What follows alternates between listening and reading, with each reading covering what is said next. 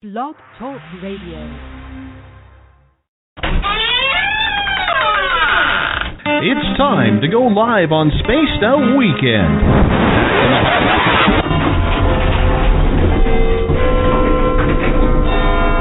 13, please. Oh, hi, Kevin. Oh, is that the time? Kevin, my friend, don't you find that watch just a little bit loud?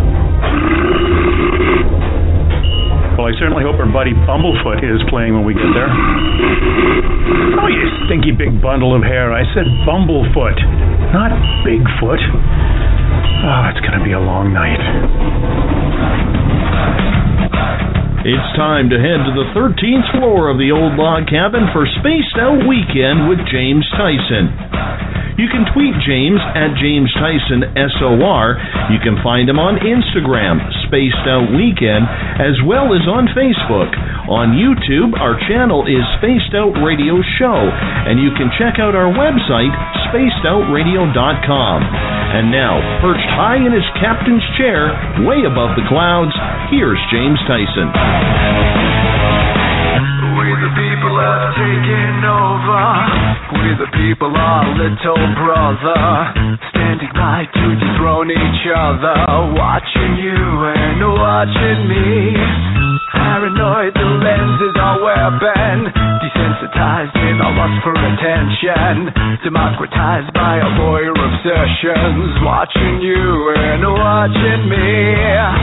Live to perfection, don't let them project you as you are, reveal your every flaw. I know you're out there somewhere, we must do for so long. Hello, everybody, and welcome back to Spaced Out Weekend. 'Tis I, James Tyson, broadcasting from my little old log cabin on the 13th floor of the Spaced Out Radio Network here in the paranormal portals of the lower left Canadian coast.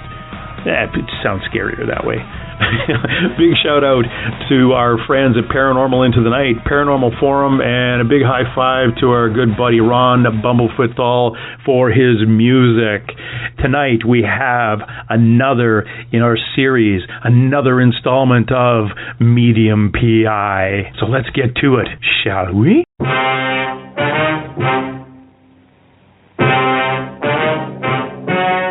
All the way from the UK, Diane Lazarus.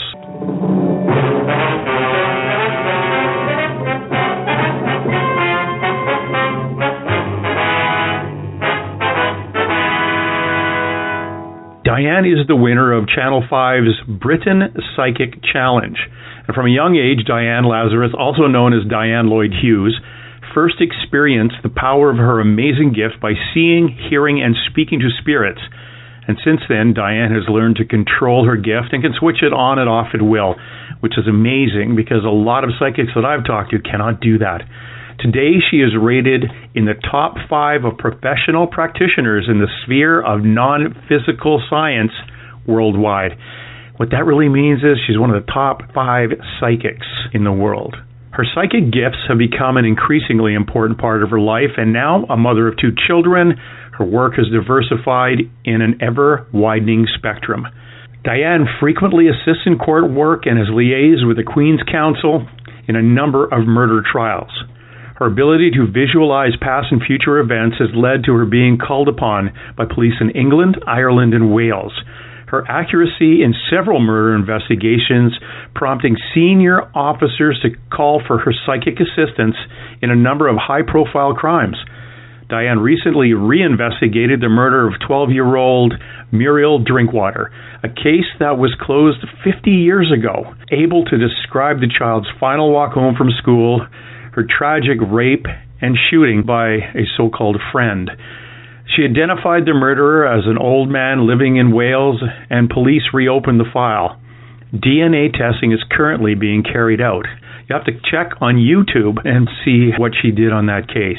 Now, she often uses her gift in areas of historic research. Now, most recently, bemusing a team of academics by reading an ancient building in South Wales, relaying events of 100 years ago and filling in a few facts that have not even been verified as yet. Diane challenged skeptics of the Mary Rose Trust when she used her psychic eye to recall the events leading to the capsize of a medieval vessel rescued from the muddy depths of the River Usk in Newport. Her findings of which proved accurate. Based in South Wales, Diane continues to give consultations to local clients and those who travel from afar as Ireland, London, and North America as well. Many of Diane's clients come from the major professions and include businessmen and women seeking guidance on career development, personal attainments, and company growth and success. Many approach Diane at the beginning of each year when they are planning their next financial year. I could go on and on about Diane and her background and what she's up to now, but let's let her do that. Diane, what's it like over there across the Atlantic right now? Really cold, nice and wet and cold and windy, but it's okay. It's not too bad. The sun was out early. Typical summer in England. No, it's basically what it's like here too. Now, they like it in the summer. Yeah. Oh, yeah. South Wales would be wonderful. Yeah. Now, you when you got this inkling that you could see and hear and you could speak to spirits, how old were you? Apparently, my mum said I started from about the age of 3. I ended up then having a convulsion through it because it was hard, to be able to see spirits. And I was in deep conversation. I was frightening my sister. I was also frightening myself, to be honest with you. It was really difficult. It was not only difficult, I'd say, it was awkward as well for my mum and my dad because, of course, I'm talking about things and in them days, I'm going back 46, 47 years ago. It wasn't really accepted at all. They wouldn't see it as anything but, it's an imaginary friend. You're not allowed to speak about it and stop frightening everybody. You've just got to shut up. So I tried to learn to shut up about it. Obviously led to a convulsion. Yeah, it was very difficult. Trying to hold all that in and almost being told that you're not seeing what you are seeing. Of course, I am the youngest of 4, and why me at the end of the day? Why was I seeing all these spirits? Why was I seeing my great-great-grandfather and nobody else? And I was dyslexic as well, which obviously that was different. And I think my mum said she put it down to, she put it down to the fact that, well, my dad was very difficult when we were growing up, and my mum was told not to have another child. And cut a long story short, I was supposed to be stillborn. My mum's water broke days before, and the midwife turned around and said, look, you've got a stillborn. This baby is not alive. I can't feel anything. There's no heartbeat. And it all transpires. I came out with my nails were long and they'd cut into my hands, blood all over my fists, and my fists were covering my face, and they called me the little boxer. So I was alive. So wow. That was quite. I wonder if that was a near death. Is it? Did you think that's it? Yeah. That's what I thought. Yeah, my mum said the same because there's no way I was supposed to be alive at all. They were preparing for a stillborn. I was at home. Obviously, the waters had broke 6 days before, so it was just no chance at all. Yeah. But there's a lot more to it, and which is all in the book. Obviously, my father was a very difficult man. My mum was supposed to give me away and put me up for adoption. He tried to get her to abort me. It was so much to it. Wow. My dad since died, but he was a very difficult, nasty man to everybody apart from me, as it happened. After I was born, he wasn't difficult to me. He was the only one I was nice. He was nice to me, actually. But yeah, beat the others up and a lot more to it. But so I survived. You certainly did. And do you know if there was anyone else in your family on your mother, father's side who had that gift? Well, yes, it's amazing, really, because I've since found out, after me obviously speaking about my great-great-grandfather and talking about me seeing him, it was is unbelievable because we found online, my ghostwriter actually found it, that he opened a psychic centre. Because I kept saying he was doing readings. He opened a psychic centre, one of the first. I'm going back now, God Almighty. He was living in Kenya at the time. He was a pioneer. He actually built the railway from India to Kenya.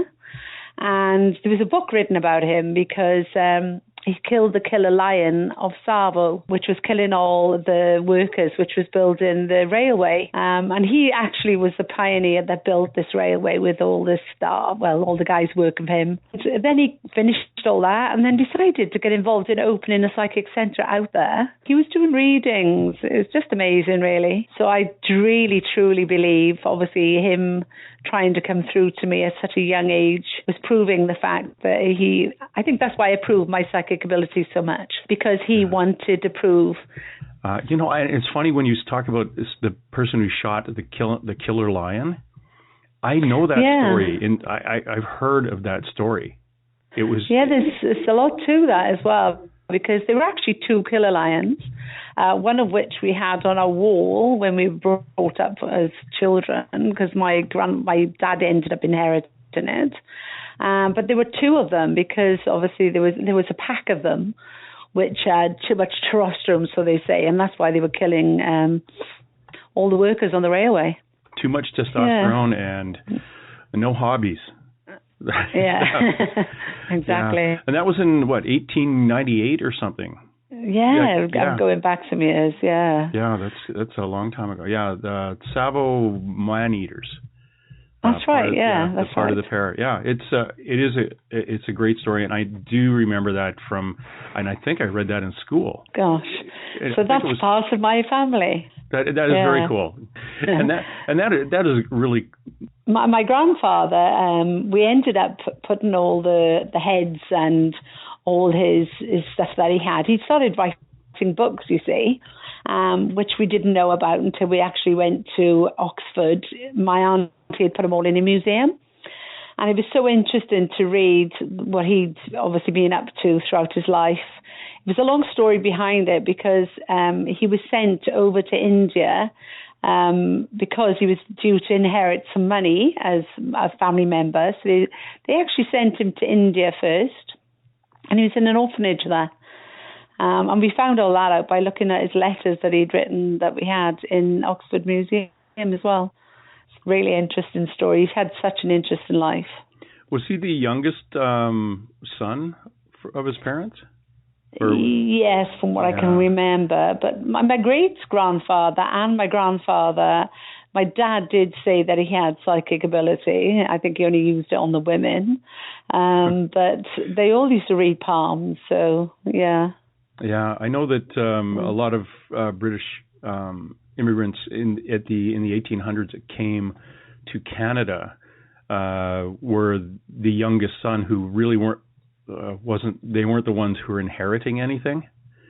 So they had to go off and find their own way in life. And I think we had Edgar Allan Poe's son was Charles Dickens. No, I think it was Dickens. It was Charles Dickens' son who became a member of the Royal Canadian Mounted Police, the very first in 1873. He was one of the very first ones because he came out to Canada for adventure. And that would certainly get it to him. But it all comes back to that you're the youngest son. The estate goes to your older brother, and here's the door. So you can we'll send you off to find your own way on the planet. You had your own radio show. You've been on television, appearances on Sky TV Worldwide, ITV, and the BBC television, local radio out there, and you were a columnist. Are you still a columnist for That's Life? At the moment, no. I did that for 8 years. Okay. So I'm no longer doing that. I'm just been asked to do another column as it happened in Spirit and Soul magazine. What was the first connection with you to families of a missing loved one, or your connection to law enforcement. How did that come about? It was interesting, actually. I hadn't done the psychic challenge then. I was doing a reading for a lady from my office, as I normally do, and every day. And I started saying that I had a gentleman standing there in the spirit world, and his name was Mark.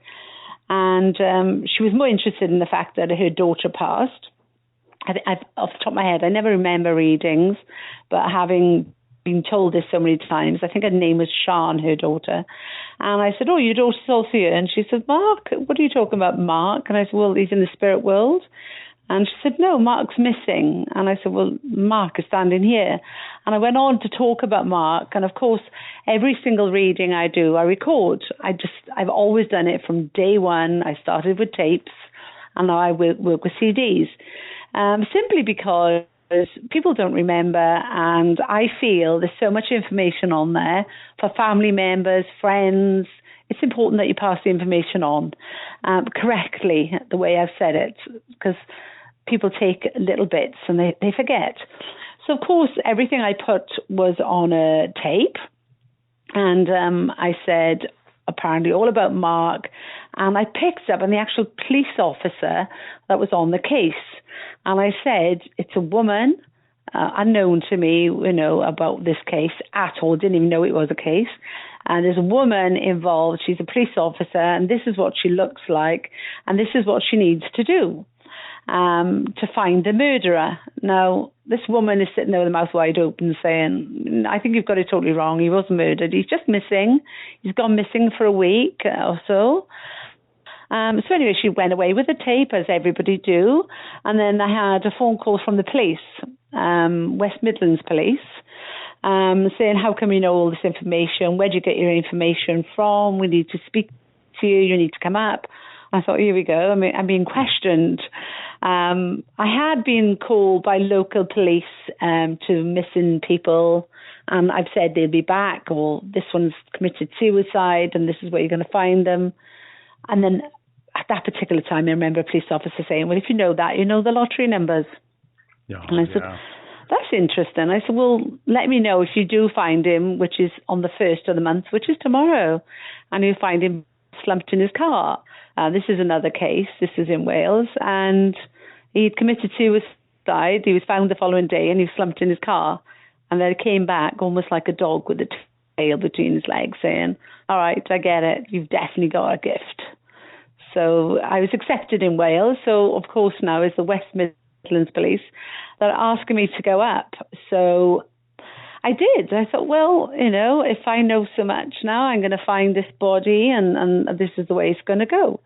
So I went on the train. Of course, I paid myself. I turned up, and the police officer did speak to me a few times and said, "Well, I've got to tell you, you've said a few things which you should never know about. We're actually treating this case as a missing persons case, and you've stated this murder, and how did you describe me, and where did you get this information?" And I said, "Well, I could see you whilst looking at the wall."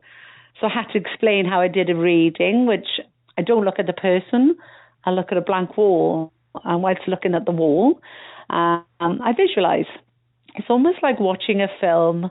Well, it's exactly like watching a film, but a little bit of a catchphrase sort of situation thrown in. Sometimes you've got to sort of look at things and sort of try and work it out before I give the information out to people. I was explaining all this to her, and then she said, "Well, let's go and see what happens then if you go to where Mark went missing." So I went actually to where he went missing. This is all being filmed at the time, and of course they want to interview me, and I actually quite felt sorry for the CID officer, because she was throwing tea bags at the time. She was going through hell, actually, because the other police officers were saying, "You're not listening to this woman," and she said, "Well, I've got to listen to her because she described me and so forth." And she said things that we really haven't looked into. Because we're dealing with this guy who been missing. He was 26 years of age. He was a student in college, and he was gay. And they all thought he's gone missing because he was going through a few problems.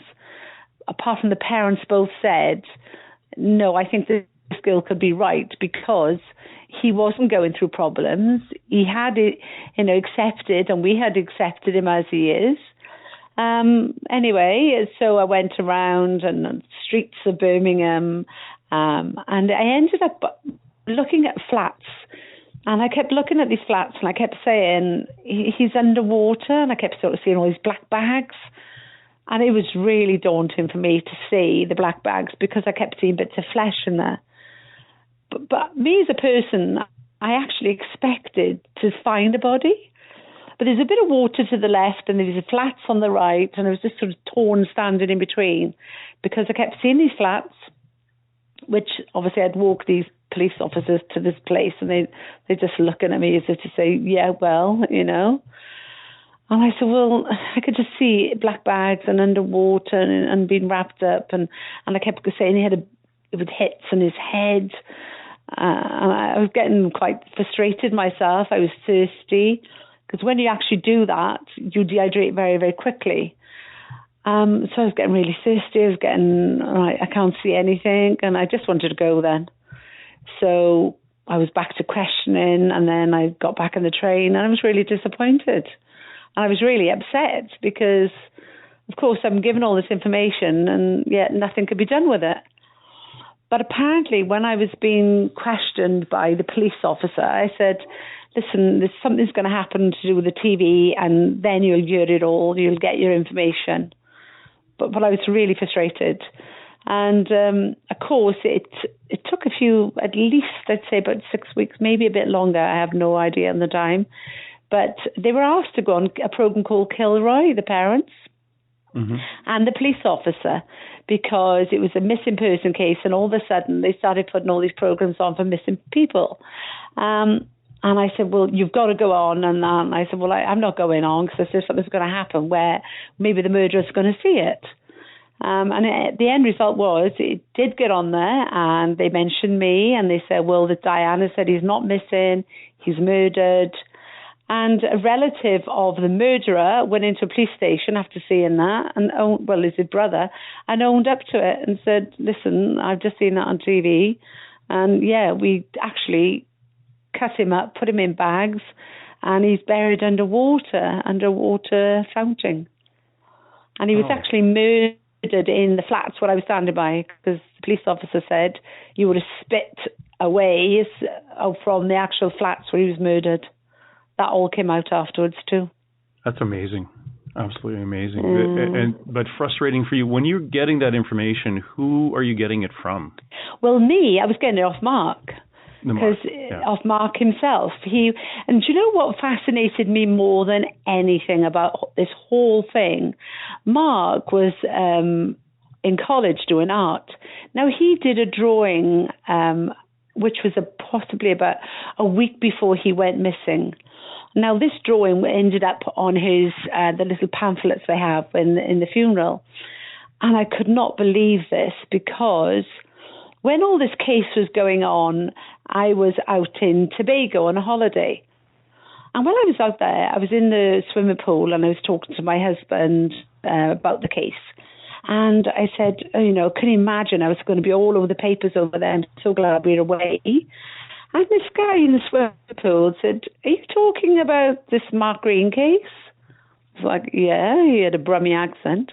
And he said, well, another boy actually murdered him. I was actually teaching him in school, and he was a weird child. Well, now he did these Nazi, the Germans, where they used to do these, is it a swastika or? Swastika? Yeah.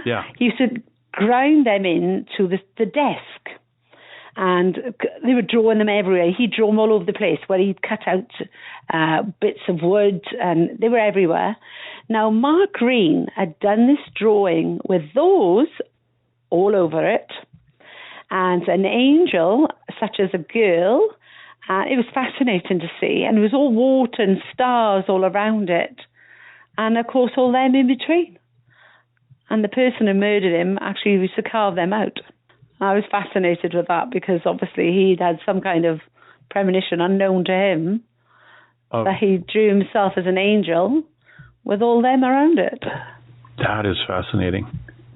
Fascinating how I found that out there. Kind of freaks me out, actually. No, it doesn't. Yeah. Freak me out, but it's amazing. And you could, as a policeman, I've been a policeman for almost 28 years now, and it's one of those things when I look at it with my policeman eye as opposed to my empath eye. I could just imagine somebody coming to me and saying or hearing information through the grapevine that this is what's happened to the person you're looking for, and this is what you look like. And I'm like, oh, really? And especially before I kind of understood all this stuff, I could see that as being a little bit daunting. We're speaking with Diane Lazarus. You can look her up on her website, www.dianelazarus.co.uk. Read up a little bit more about her for those in the chat and our fans and fellows and our fellow experiencers from Paranormal Into the Night and the Paranormal Forum. You can find it, I think we've copy and pasted it into the chat, so you can go right to Diane's website. And we're going to be back with more right after this. I still don't understand how you solved it, Mr. Holmes. It's entirely due to Dr. Watson. Well, congratulations, Doctor. Oh, thank you, Inspector. I don't think I could have done it entirely without Mr. Holmes' help, you know. Want to find out what's coming up on the Spaced Out Radio Network? Go to spacedoutradio.com, where you can find our daily list of shows and guests appearing throughout the week. Want to tell us your story? Be sure to sign up for the Spaced Out Forum for free. Maybe you have a psychic question. Drop in and say hi to Catherine in Cat's Corner. spacedoutradio.com, your 24-hour source for UFOs, ghosts, conspiracies, and more. Check it out today. Is the 24-hour world starting to wear you down? Let me from Rivulet Reiki and Readings lend you a hand. Hi, this is Jolene, and if you're in need of Reiki or a realm reading, come to my website, rivuletrr.wix.com/rivuletrr&r, and let us help you out. At Rivulet, I specialize in healing your body, mind, and soul, no matter where you are. And be sure to check out the Rivulet R&R Facebook page for your best deals. Remember, it's time for you to make some time for you. Are you one of many who's had a UFO or ET experience? Listen up. The AZ UFO show is on every Sunday night at 7 on the Spaced Out Radio Network. We talk about UFO sightings across the globe, conspiracy theories, government cover-ups, and more with me, Rich Giordano. I want you to know what's going on in the skies above you, so tune in to the AZ UFO show on Spaced Out Radio Network on spacedoutradio.com right before Spaced Out Weekend. Our show is literally out of this world. The sky is the limit on Spaced Out Radio. Hi there, this is Dave Scott, host of Spaced Out Radio. Join me live every Monday through Friday at 10 p.m. Pacific, 1 a.m. Eastern for news, reviews, and updates on what's happening in the realms of UFOs, paranormal, supernatural, conspiracy, and more. Find it all at spacedoutradio.com, and don't forget to follow us on Twitter and Facebook at Spaced Out Radio. Listen in soon. You hear footsteps in the empty room above you. A rocking chair begins rocking by itself. Don't be afraid of the things that go bump in the night. Reach for Spirit Storybox, the iPhone app the Huffington Post UK called the only ghost hunting app you will ever need. Spirit Storybox. The spirits are telling their stories. Are you listening?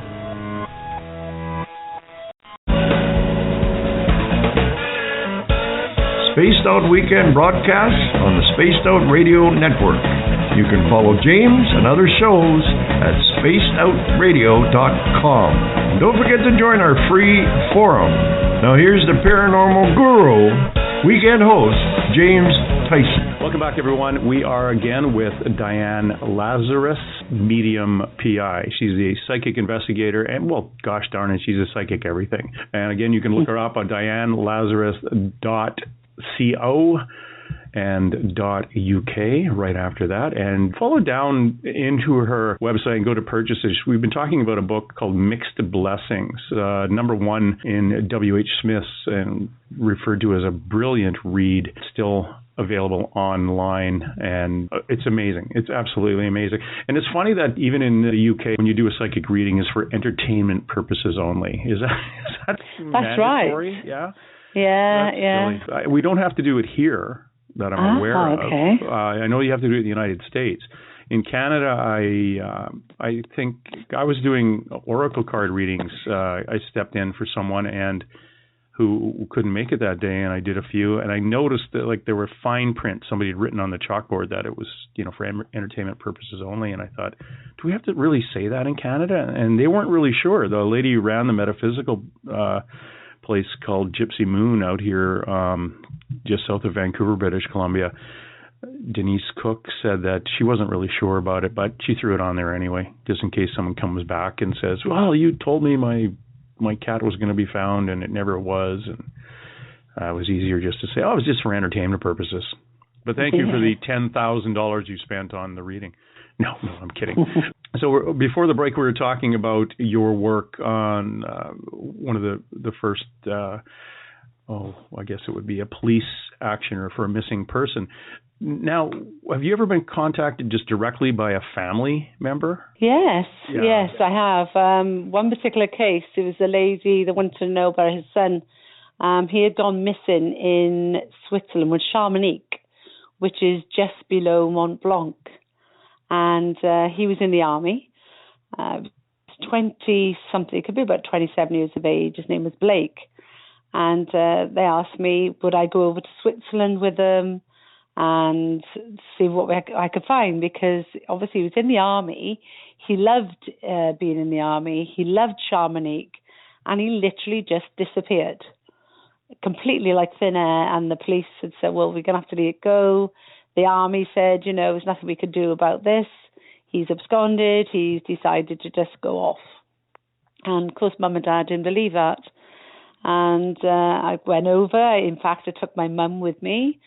And I was asked to work literally the moment I arrived, which I found quite difficult, but I did it because obviously these parents are desperate. They want to know, and they want to use whatever abilities I've got straight away. So dropped the bag. I was taken then to where he was last seen, and that was really clear vision, because it was a very difficult situation, because he was in the army. He'd gone out on a night out. And I went back to the campsite where there was a campsite, and I could see they were arguing. So the boys that were out that night all together, the boys that were in the army with him, were all arguing. And it led to him being thrown in a river, which this river went between Chamonix, I think it's Bonneville and around that area, right through for miles and miles and miles and miles and miles. And of course, I'm saying he's in this river.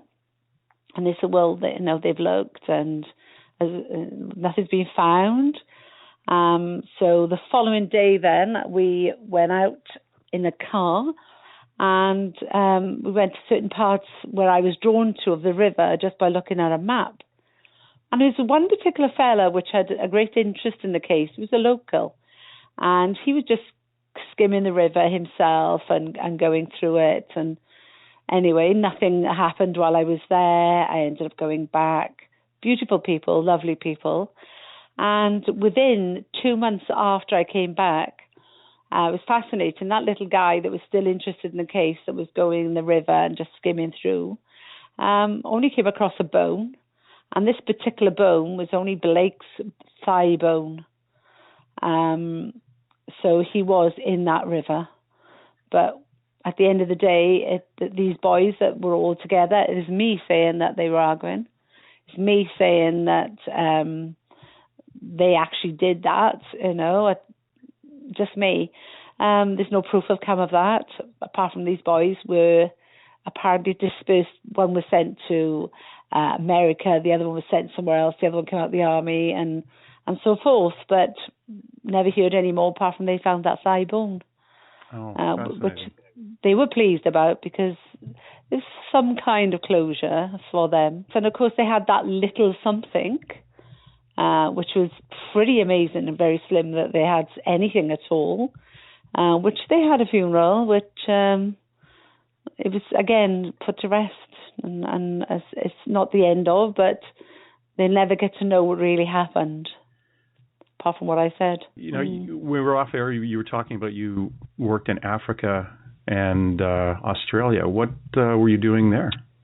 In Australia, I was invited out there. There was a young girl that was murdered. They didn't know what happened, apart from her. She was sitting in the car, and her car was set alight. If I remember rightly, because I've done so many cases, honestly. But this particular case, it's still this. I don't think anything's happened with it, because I had a phone call from police in Scotland actually about 2 years ago. That would have been a year after me being there. Maybe it was there about 3 years ago. I have no idea of the details. It's probably written in some magazine somewhere where I've done interviews. But this particular guy that was going around murdering people that went to different states in Australia, they seem to think it was him, but I have no details apart from what the police said to me on the phone. Were asking me questions, and the thing is, sometimes they just don't come back with that information. They'll phone me up and they'll say, we've got a missing boy. Where do you think he is, Diane? And I said, well, I have seen a photograph because the family have been in touch. And I feel he's in water. And they went, oh, right, okay, then. And then I hear on the news or via relatives, yes, he is in water. Yeah, and that's common. As a police officer, you're almost out of the ordinary to say, we did locate John Doe because we phoned a psychic who told us where he was. So, you know, in my case, I would think you'd want to get back a hold of psychic investigator because they weren't involved in it, and it's one of those things that you need. I shouldn't say you need, but you would like some reassurance that as a result of the information I passed on, this was concluded. You know, yeah. So you like some little bit of reassurance that not only that they paid attention to what you said, but at the end of the day, it helped the family in the closure and moving on. And then that's what the deceased wants, that information for their family. Now that I've said that, is that what you perceive they're doing when they're passing that information on to you from the other side? Is it because they need to be found, because there is some spiritual reason that the body must be located, or is it strictly for peace of mind for the family? I believe it's for peace of mind, you know, because there's one case I was involved in Ireland, Reynard Murray. I think it's Reynard Murray. I know her name is Reynard. And, of course, I'm having conversations with her and really frustrating. And they go out of their way to prove things to you. And they'll say, you know, for instance, the officers that came on, the chief of police, actually, that was on the case at the time, they even tell me things about them for them to believe me. Things like, I'll just turn around and randomly say, by the way, you got a nice Christmas coat on. And to me, I sound like a freak. A weirdo. Mm-hmm. What am I doing? Why have I said that? And then there's no comment from this guy who's chief of police. And then the following day he said, look, I've got to tell you something. You came out and said something to me which nobody in this world could ever know. I picked the wrong coat up. This is what I had bought for me. To be honest, it looked like a Columbo coat. It looked quite old and drab. But he said it was my Christmas coat. I don't even like that coat. You know, I wanted the other one, but I picked up the wrong one. And the kids called it my Christmas coat. So when you came out with that, he said, I did go a bit white. I'm sorry I ignored what you said. But I had to have you to work and prove to me what other things you're capable of doing. But that, you know, I couldn't believe it. So the spirits on the other side, that the ones that have been murdered or have gone missing, or again the bodies or wherever they may be, do pass the information on. That energy, I call them energies, because I believe you don't pass. Your body dies, your energy lives, and I feel I connect with that energy. People call them ghosts, but it's an energy field. Again, when I'm doing, I'm in conversation with people. I hit the frequency. I don't do it randomly all day. Definitely not. I go into my office, I work, I hit the frequency, I drain, I get really exhausted and tired. Whereas I've got to sort of come out of the office and then I feel normal and I don't see anything at all, because obviously I've learned to control my gift. But when these people, these energies pass and they've gone through a difficult time passing, they're giving out this information. And again, they have been a little bit, when I've been involved in a case, quite randomly tried to talk to me during the night. Whereas I control my gift where I don't speak to people in the night.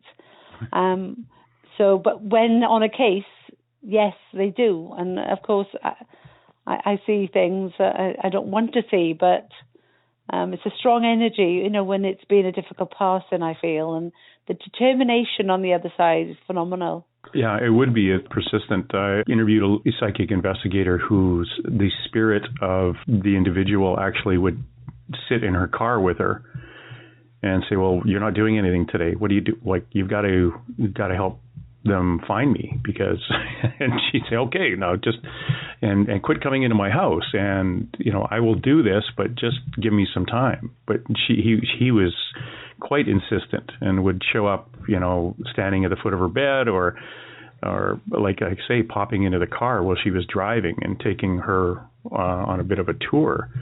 Unfortunately, he was, in her case, the information he was giving wasn't enough to identify where he was, and he was eventually found in a location that she totally described, in an area that she described, but it was just not enough information for her to drive straight to it and see it.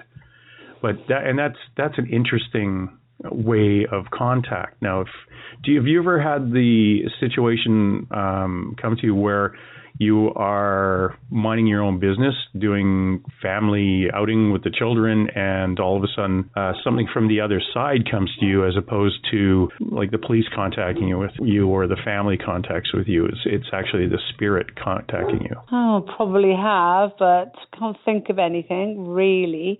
Oh yes, on many occasions from watching television, this particular case, I was watching television. It was a murder case. It happened in Swansea, actually, where the grandmother, the mum, and the two children were all murdered.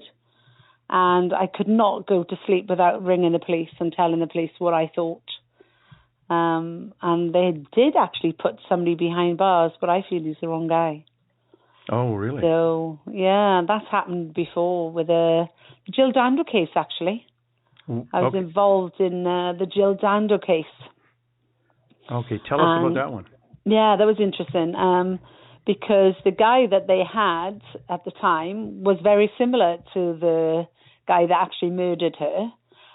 Colour-wise hair, obsession for things. But this particular guy that did murder her, he was in a flat in London. He'd only rented it for a short time. And he had, again, newspaper cuttings, similar to the guy that was actually put behind bars. But I said he's the wrong guy. They've got behind bars. They've got the wrong man. And, of course, I put all this in my book, that he was the wrong guy behind bars.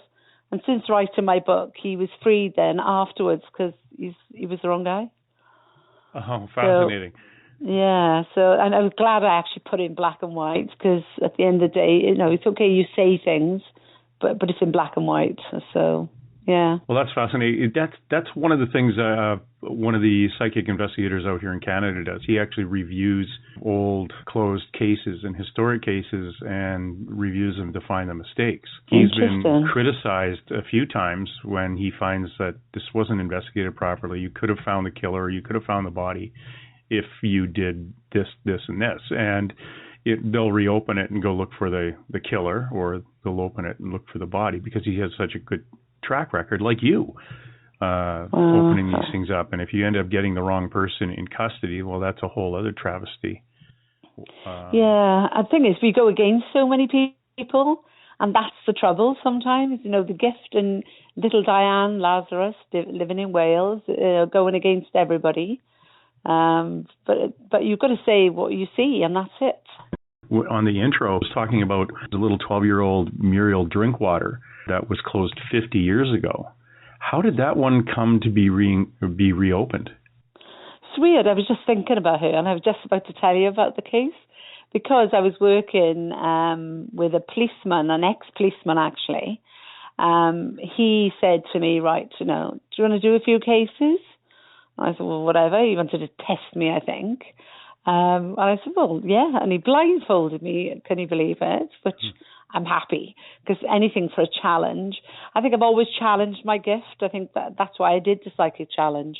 But he took me blindfolded to a place, well, it was just a field, to be honest with you, and all these newly built houses. And I thought, right, okay. But then I started seeing, oh my God, it was the worst case I've ever seen in my entire life.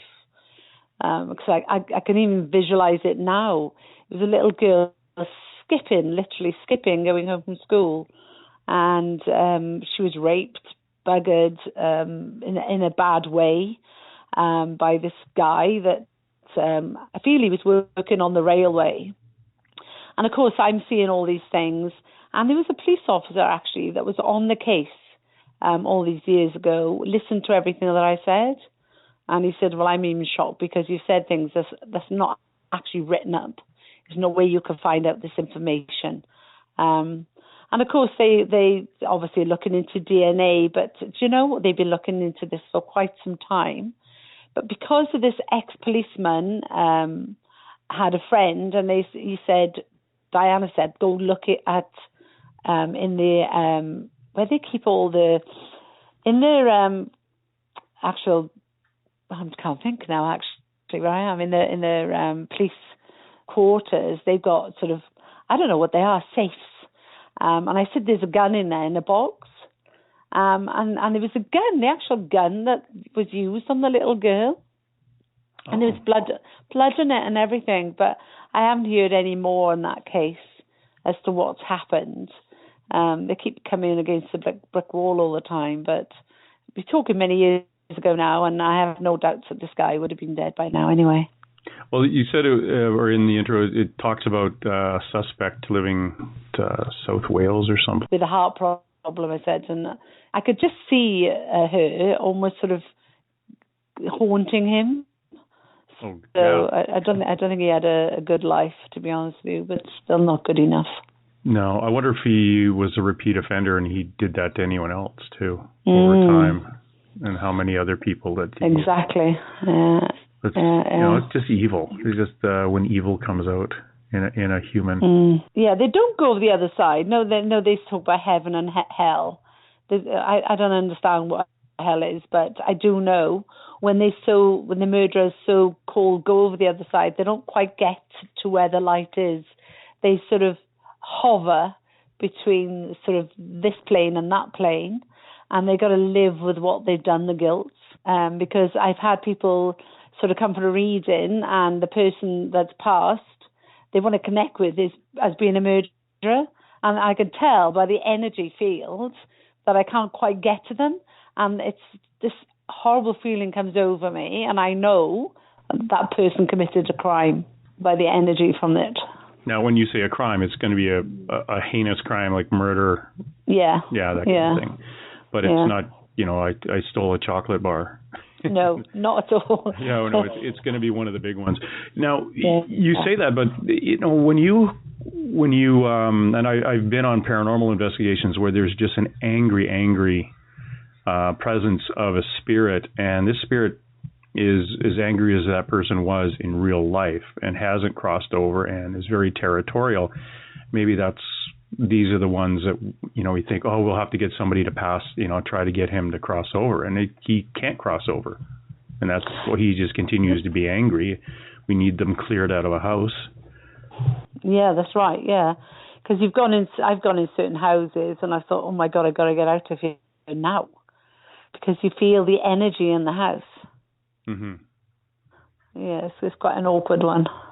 Yeah, we've got a case that I'm not with the paranormal group anymore, but it was in a residential school, which was where First Nations people in Canada here were placed to. Well, it was a horrific place. They went through a time where the children were taken away from their parents, and they were placed in a quote unquote school run by the Catholic Church to teach the Indian out of the Indian, as it were. And there was murders and sexual abuse and things going on, and there's children that are trapped and haven't crossed over because a very evil entity on the other side, well, I say evil, but he's the old priest who is responsible for these sexual assaults and in some cases murder, and he's keeping them from crossing over, threatening them, saying that if you cross over, I'll tell God what you did and you'll go to hell. And they refuse to cross over. So we're trying to get him to understand that he's got to let these kids go, and it's just a real sad situation.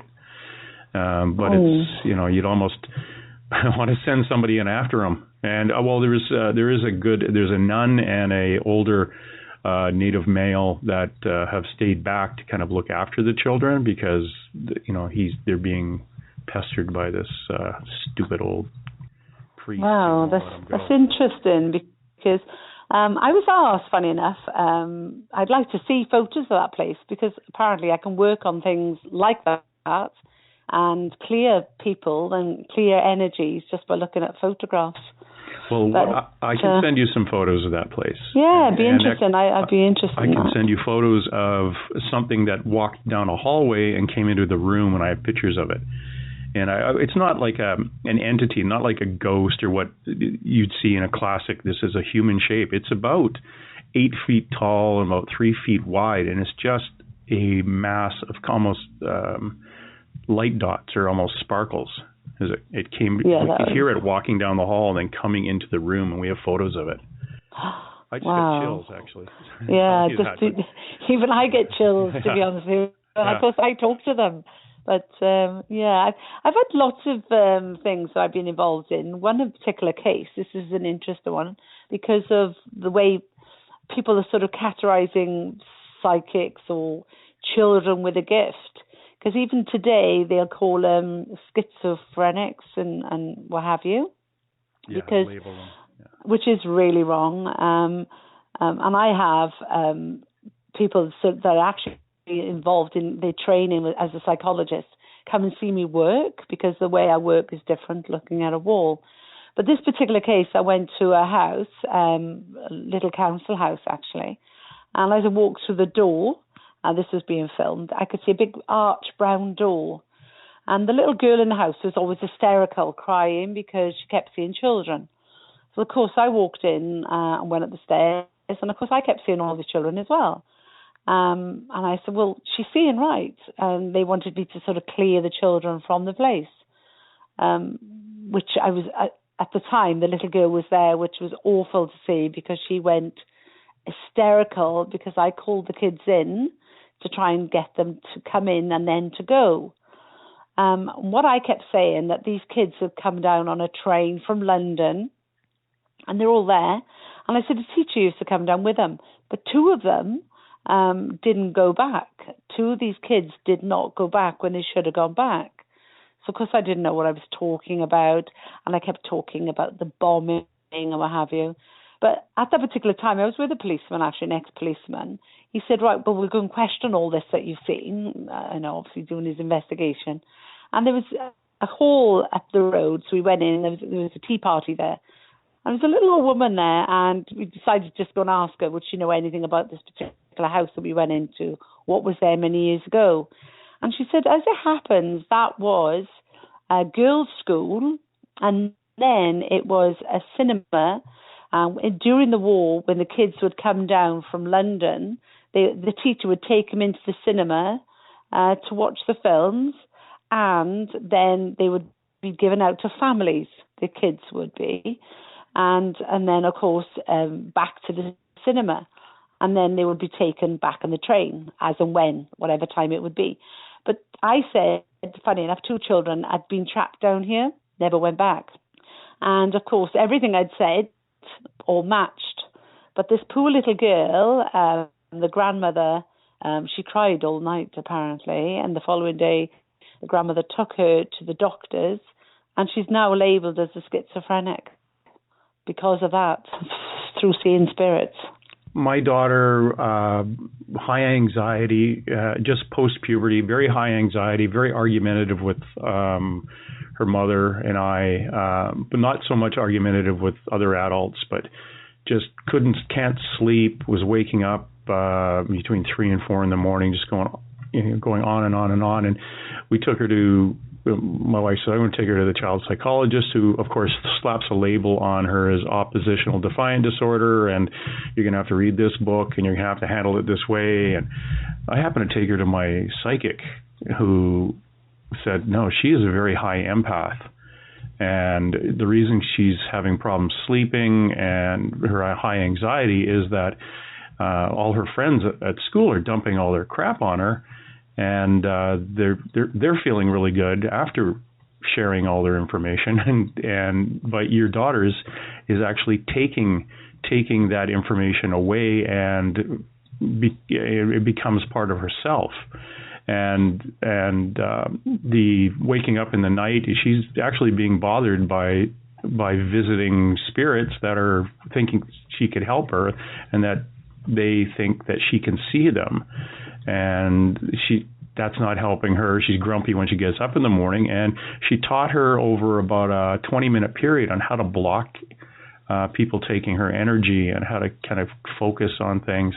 And the next day, that was it. She was no longer oppositional defiant. She was sleeping fine, and she wasn't argumentative anymore. And it's that whole argument. If I was to tell her mom, okay, this is what I did, without your knowledge, I took her to a psychic medium who said, and then showed her how to get over it. So, we haven't been to a child psychologist since, and she's doing fine. This is it. I'm not against them at all, because obviously they come to me during the training, because at the end of the day, what they would see, though, is Diane is schizophrenic, because she can look at the wall, but yet she can control it. She hears the voices, she sees, and of course I work with special needs, I work with challenging behaviour, and I work with people that have talked to spirits, that talk to energies, talk to who they see as an imaginary child. So I've worked with all people like that.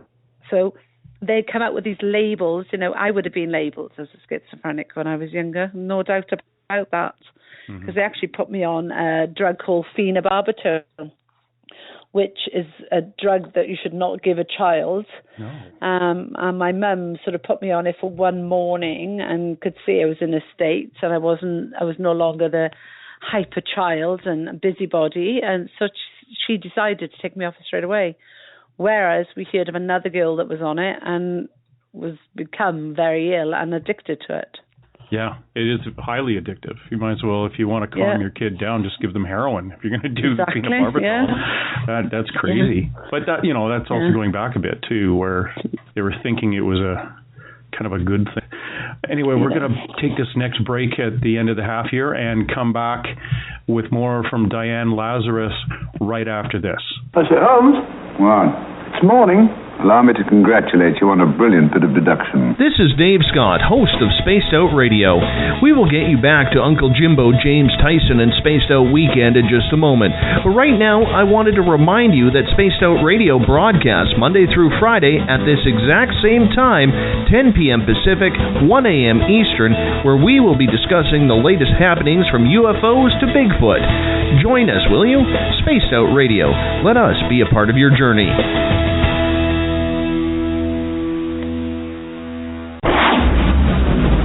Ready to find out what's flying up in the sky? Me too. Hi there, this is Rich Giordano. Please join me every Sunday night at 7 for the AZ UFO Show. It's a fast and compelling 2-hour show on UFOs, extraterrestrials, conspiracy theories, and much more. Every week we will have great guests and great topics to try and answer the ultimate question, are we alone in this universe or not? So tune in to the AZ UFO Show with me, Rich Giordano, right here on the Spaced Out Radio Network at spacedoutradio.com. You hear footsteps in the empty room above you. A rocking chair begins rocking by itself. Don't be afraid of the things that go bump in the night.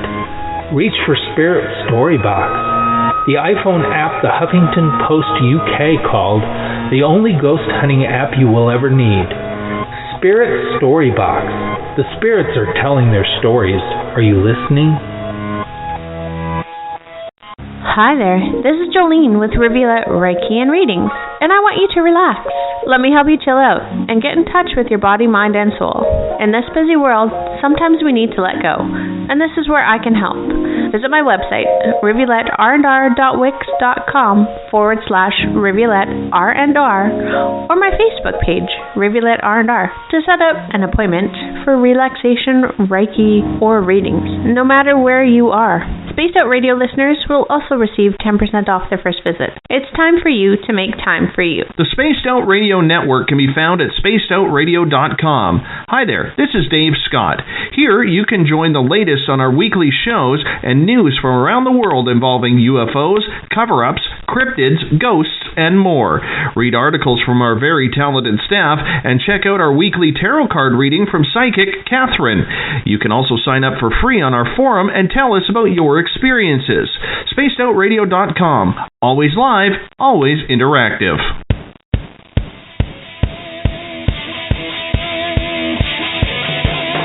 Do you have a guest or a topic you'd like to hear on Spaced Out Weekend with James Tyson? You can email us at james@spacedoutradio.com with your idea. And now back to our weekend paranormal warrior. Here's James Tyson. Welcome back, everyone. We are with the fabulous Diane Lazarus. Look her up at dianelazarus.co.uk. She was the winner of Channel 5's Britain's Psychic Challenge. Now, we've mentioned that the Psychic Challenge a couple of times. Can you kind of describe for the listener what that is? To be honest with you, I was asked to. My daughter put me forward for it because I kept saying I really want to know more about my gift. When I said that, obviously I heard about the Psychic Challenge, I thought, oh, right, okay, so they're going to test my brain. I'm going to be tested in every way, which I was, which was really interesting. Obviously, I knew I was going to win from beforehand. Cheating. I know, I wouldn't have gone for it otherwise.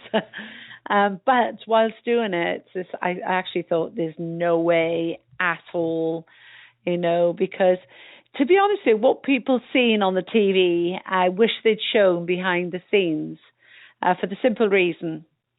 The very first challenge we were doing, now I think there was about 10 of us that was picked out of, I think it was about 400 or 4,000 even applied for it. And of course we had to prove our ability. The very first case I was involved in, program, was we were sent to a hotel, all individual rooms, not told anything, but there was a piece of paper there and a pen. So I started drawing, and I drew. There was all I could draw was railings. I drew vans. So I thought, I'm going to a car park. I didn't know I could do this. I had no idea I could do these things that I was doing. So I did all this drawing and I was doodling, and at the point of one of the cars, I was pointing to one of the cars, the boot, and I wrote hot on the back of it. Didn't know what the heck I was doing. So of course then this film crew came in and said, right, we're going. And they said, well, what do you do now to get yourself ready? And I said, well, I've actually been doing drawings. And I was trying to hide them. They go, no, let's have a look. Let's have a look what you've got. I was quite embarrassed about it. And I said, car park and there's fencing around. And they're going, all right, okay. Do you meditate? And I said, well, yeah, of course I meditate. But I kept questioning where I was going. So I'm hoping that I'm going to a car park. Anyway, got in the back of the taxi. The taxi driver didn't even know where we were going until he was told to go to this street, etc. And then we were pulled up outside. I could see these big railings that I drew. And, of course, these vehicles. And what we had to do is find the car with the person that they'd hidden in a boot in this big, huge area, which I did do, which I didn't find it very hard at all, actually. But I was pretty impressed with myself of the ability. I think that was the first thing I thought, now really I am challenging myself here. I thought it was brilliant. But there were other things. At one point, we had to read a stuffed dog. And I'd been up at 5 o'clock in the morning. We'd been working the day before. We had driven 4 hours, not 4 miles, from one area to another. and totally exhausted. And then I sort of started throwing my toys out of the cot and saying, I can't believe I've been waiting all this time to read this stuffed dog. Because it was, for one, it wasn't interesting for me. I didn't see it as a challenge. And of course, when you actually have this gift, of course, I realized through years of being with it, having this such a gift, to be really good, I never eat before reading. So I drink coffee or I drink loads of water. I would eat something like a few tomatoes, some lettuce, that kind of thing, because I realized with the blood in the brain, if I ate some bread, the blood would shoot down to my stomach to digest the food. So I find that to keep the blood in my brain, to keep the energy flow up, I'd eat a few sweets. And I realized that's what I do, and that's what makes it, I think, the best I could be. Of course, the others on the psychic challenge were all watching me, thinking, how can she do this? So they stopped eating beforehand as well. But it was just me. It's just the way I work it. And I still do readings today, and I'll have something like smoothies, shakes, coffee shakes. I try not to have any bread whatsoever at all, or any food even. Even afterwards, I'll have some soup, and then sometimes I'll reward myself and have a burger or something because of the gift. I think, I've done so well, I want to reward myself. But I found it interesting. I definitely challenged myself, when I was matching people up. There was a time where we had to, actually, it was quite hard to do, but there was sort of husbands and wives sort of all mixed up, and we had to match them up as to which couple's which. Now, there was one, I think the woman was about 28, and the guy was close to 80. That was couple. So psychically, I was doing really well, but if I was thinking about it, which obviously is the opposite side of the brain, I wouldn't have done very well on that case at all. On that program, I mean. Yeah. That would have been a kind of a hard one. The thing is, apparently, what I did, I matched every single couple up, and it was like a 1 in 1,500 chance that it's possible to do that. There's no way it's possible. So they were questioning it then. They had skeptics monitoring it. How did you get along with those people? Interesting, because they're both nice guys, and of course they came and met us in the very first program, and they said, would you like to ask them anything? And I said, well, as a skeptic, that's what you are, and that's what your label is, both of you. At the end of this series, if you believe in it, would you not call yourself one of them? And they were sort of gobsmacked. They went, well, no, And I said, well, we could prove to you. And you could see they were actually really put out by that, by what I said. But I know one of them, there was Chris, I think it was Chris, I can't remember his name now, Chris. I know his first name was Chris.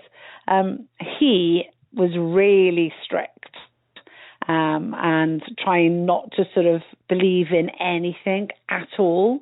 And apparently with one of the programs, I had to find, it was a missing person. Well, they actually put somebody under some leaves in a big, vast area, big forest.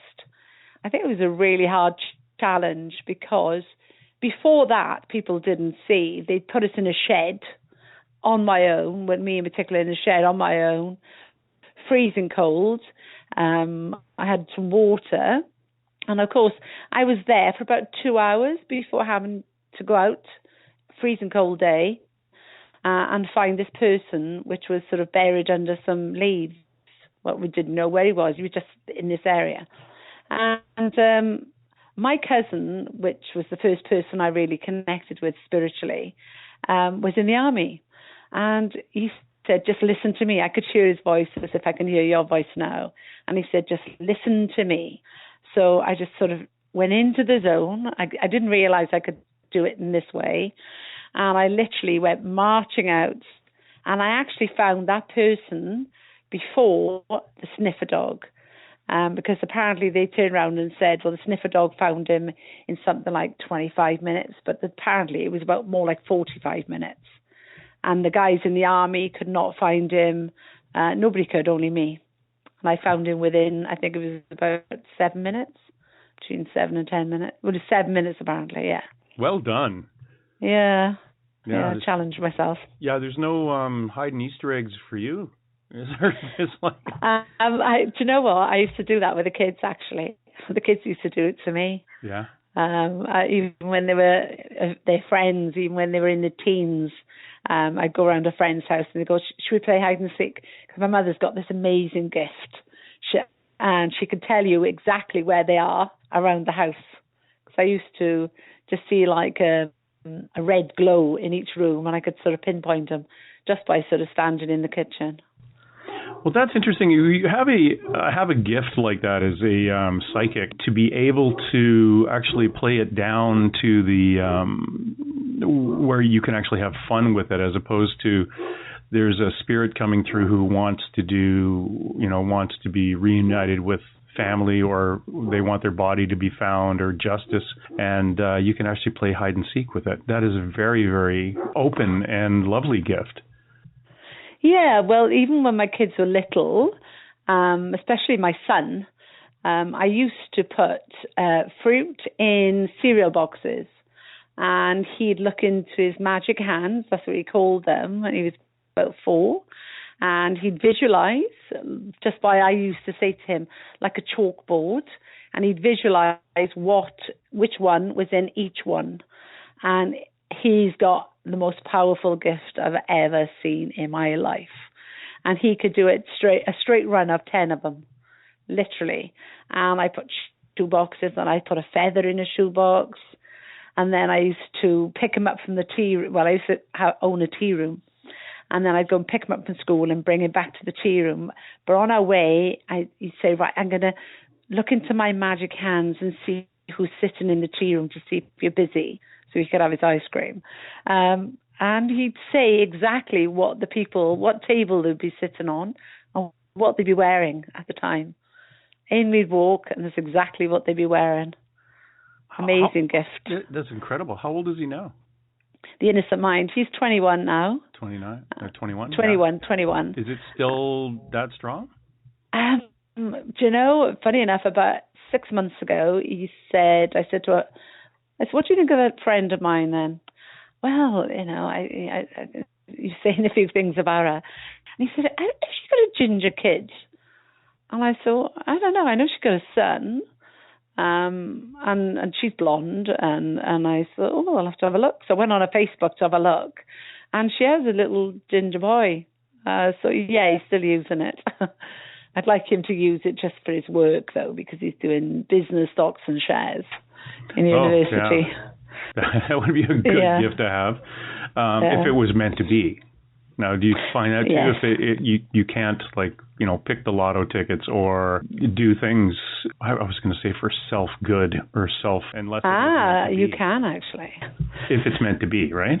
That's correct, because funny enough, I get asked, there's the Grand National horse racing, and funny enough, a friend of mine a couple of years ago said to me, she was skint, I got no money, and I was literally sitting on my sofa having a conversation, and I said, oh, the paper's up beside me, and I said, oh, it's horse racing tomorrow. I said, oh, this Grand National, any idea? I went, number 11. I said, what do you mean number 11? I said, well, number 11, that comes to mind. So I said, maybe it's horse 11. I don't know. Never really done horse racing. So I said, well, try it. You know what I mean? Put some money on it. And she went, oh, right, okay then. So apparently she told all her family and friends, and of course number 11 came up. But it was about 3:45, and I remembered it. Well, my son remembered it, actually. And he said, oh, should we put a bet on that horse that you mentioned? So we belted down and put a bet in it, and I actually won money as well. Oh, there you go. Yes, I was obviously meant to. It was meant to, as a boost. The very first time I went to a psychic medium, and she was going through connection with my mother and things, she stopped and looked at me and said, "Don't buy lottery tickets. You're not going to win." I was like, "No, that sucks," because it's not the winning; it's the carrying it around in your pocket for a week, thinking that what if. Exactly. I'll spend $2 for that what if feeling. Whether I win or not is whatever. But no, it would be good. But I'm not going to put a lot of stock in. Yeah, but I do believe what's meant to be is meant to be. I've had some amazing things, and I haven't had the money, and then all of a sudden I've had a birthday cake for nothing, for my daughter, because there was something wrong with it, and thank God, because I didn't have the money anyway. I do believe things like that are meant to be, definitely. Well, my business partner and I had a business. Well, we had a business. That's why he's my partner. And we were wondering, how are we going to pay this bill? How are we going to pay the staff? We haven't got a big contract coming in. We used to fret over it. And then one day I just said, I'm not going to worry about this anymore. It's going to happen. It's going to happen. And somebody would walk in the door with, a great, here's $10,000, I need a contract. And then it got to the point where it was funny. We just didn't care about it anymore. The more we didn't worry about it, the more things came to us. He's a multi-millionaire the energies. now. Wow. And I'm not but because it wasn't meant to be. It was his destiny. And you're meant to do interviewing people like me. I most likely am, and that's if you can hear the wolves in the background, that's Kirby probably attacking the Sasquatch in the cabin next door. But it's one of the things that was meant to be for me and Dave Scott, who does this show over the week, the Monday to Friday. When he approached me, and his theory too is that we are at a time in the world where a lot of people are becoming sensitive, or are awakening to their sensitivities. And we're just been given this opportunity to interview people like you, Diane, who had this for a long time. And it's making it real again for people who may have had the same visions, the same experiences that you've had, but had wrapped it up and put it away. And I think, to be honest with you, children, they just have no control over it whatsoever. And it's wonderful to see. I've been involved with working with children where I put certain things in boxes, and they are age of 5, 6, and they can see right through the box. No problems whatsoever. They'll start saying things like, "Oh, I see a bucket and spade." And there's a little card in there with a bucket and spade on there. They just see these things because, of course, they're using the other half of the brain where there's an imagination. The brain, a part of the brain that they can tune in. And it's such a shame because apparently I've heard recently, because I've always said they should be meditating in schools, but recently they started doing that. And I think it's amazing because my kids have both meditated since they were little, and they both, and my daughter was Miss UK. Oh. And she visualized, and she said, I used to visualize the crown on my head. And of course, Mother, when she was watching the show, I'd already given her the cards. Congratulations, you've won. And of course, when they're just about to announce who's the top 3, I'm hysterical because I know it's my daughter, and they're all looking. And actually, they were questioning things until they read up that Mother's the psychic. But yeah. So both my children use it, and of course, with people, I teach them, when they're around people that drain them. Cause you find that there are certain people that are drains, and just take your energy, and I teach them how to deal with that. So they're both very, very grounded in both lives. My daughter lives in Dubai, and she said, "I'd never do what you do. It's just too draining for me." Because she's seen me get to a stage where I've been, I wouldn't say depressed, but emotional about what I've seen. And I've literally had to switch off and go to a room of peace and quiet, build my energy back up and come out. Because it is abnormal what I do. There's no doubt about that. And I'm the one with a head which is in pain because I've worked so hard. Yeah, to get the psychic headache. Yeah, dehydrated, headache, quite a serious pain as well. Of course, you use the muscles in the brain, in the head, which people don't use, and it is quite serious. But one thing I have found out, by using my own gift, most psychics have a thyroid problem, which are because of the third eye and the pineal gland, which is behind it, which creates a problem with the thyroid too. And how do you know how it causes a problem with the thyroid? The only way I look at it, because the gland is actually behind. If you spoke to a doctor, I have friends which are doctors, because I use my gift to see medical things as well. It's actually behind the third eye, where I would open my third eye up. So it's affecting the thyroid.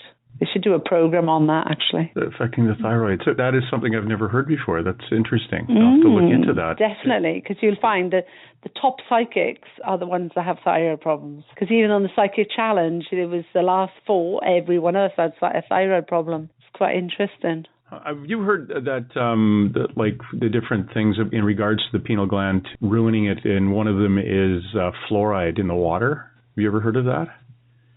That was a... No, I haven't. One of these conspiracy rumors that whoever they are, is the reason we have fluoride in the water is because they don't want too many psychic people around, and it was one of those bizarre conspiracy theories out here. So I don't think people. Well, I don't know. I doubt it very much, but I think it was to prevent people having bad teeth. Yeah, that's what I think too. I totally agree. But those people who like conspiracies, that was one of them, the fluoride conspiracy. Interesting. Yeah, well, interesting. You're saying interesting, like an old teacher of mine used to say interesting when she didn't believe you. Or you say something is fantastic, you go, oh, that's interesting. And then you knew that, okay, she's not paying attention. Yeah, that's me. Yeah, my face tells a story, that's what I get told. Yeah. And, people just look at me and think, oh, Diane, definitely don't believe it. Thing is, at the end of the day, I've been on programs going against tarot readers, going against people like myself. I really have. And it's crazy, because the reason I've done it, it's not crazy. The reason I've done it, people look at me and think, well, what are you doing? How can you do that? And I said, well, if you have a gift, why are you playing with toys? If you have a gift, why are you playing with tarot cards? Why are you having to look at a crystal ball? You could look into a glass of water. You shouldn't be seen to be the way that crystals, well, I say crystals are lovely, but Gypsy Rose Lee was many years ago. If you have a gift, you shouldn't have to use anything. It should naturally be used. Although, with myself, I don't like to work every day. I like to do it every other day, because the energy, obviously I want to be in the normal world one day, and then I don't mind using my gift the following day. Now, when you said Gypsy Rose Lee, she was the burlesque dancer back in the day. Were you saying she was psychic, or were you just quoting something she said? Well, no, Gypsy. We call them Gypsy Rose Lee here as a gypsy. Oh, I see. Doing readings with a crystal ball.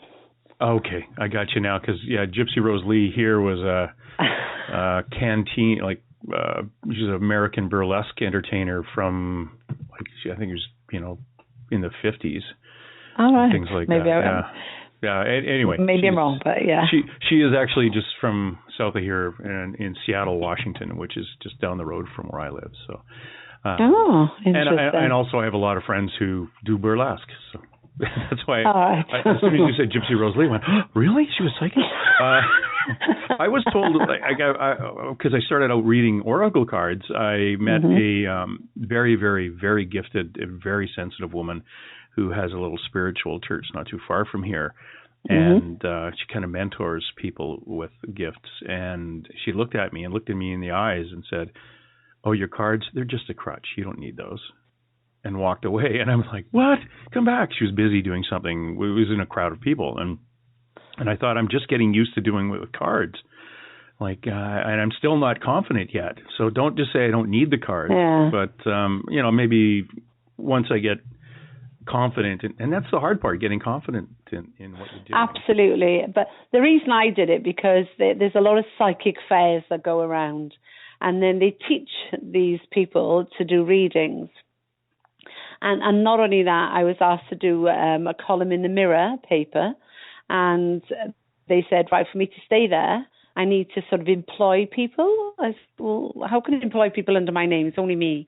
Yeah, but you need to employ people, teach them to do cards, teach them to do readings on the phone, and it will use your name. And I said, well, I'm not willing to do that. I know other psychics such as Derek Akora, Sally Morgan, they all do this type of thing. And I said, well, I can't, I won't.